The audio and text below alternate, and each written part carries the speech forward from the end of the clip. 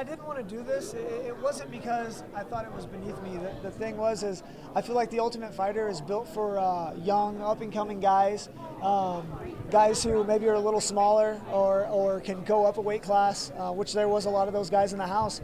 I'm an old fighter. You know, being 30, you know, doesn't seem that old, but in fight years, I have a lot of miles on me, and making weight is a huge issue. I can get as big as 164 pounds.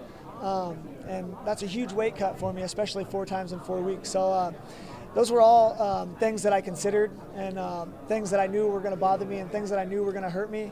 But at the same time, you don't just get an opportunity every day where, hey, if you beat these 4 guys, you get to fight for the championship of the world. So I felt like it was something that I had to do, and you know, it panned out for me. Honestly, I felt like the only fight in the UFC that I really lost was Joseph Benavidez.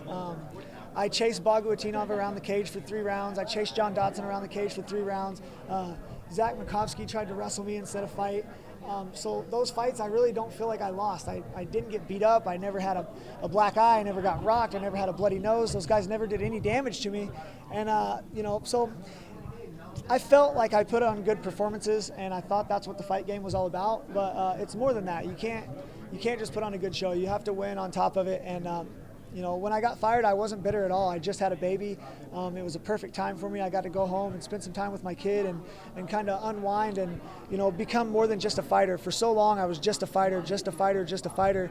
Well, then now I have a baby. Now I'm a father, and fighting is way back on the list. It's just a hobby for me now. And, you know, I thought that was going to hurt my fight game. And really, man, it took me to the next level. My training changed. I quit training like an old school guy, grind all day, where I'm all banged up all the time. And I started training smart. I was getting better again. I got my passion back for the sport. I wanted to fight. I wanted to get back in the gym. I wanted to be out there so bad. And then when I got the call of the Ultimate Fighter, I finally got my chance. Honestly, I love Titan. I really enjoyed being a part of it. The pay wasn't quite as good, but my pay in the UFC wasn't that great either. So it was adequate.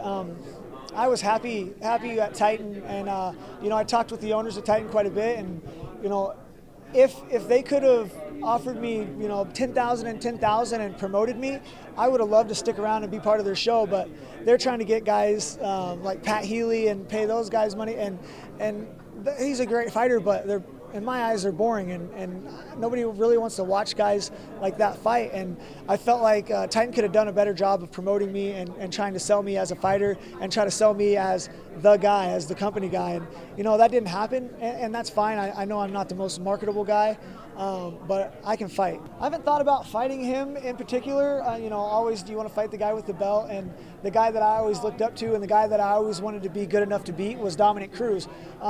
So there was no 25-pound division whenever I was watching these guys. There was no 35-pound division.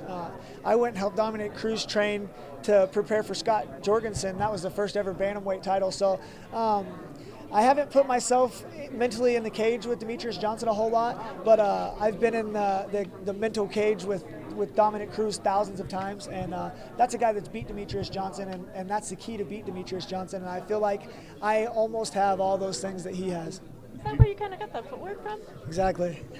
It actually started as a joke. He was kicking my ass every day, and then the last week I was there, I was like, screw it, I'm going to try to mimic him.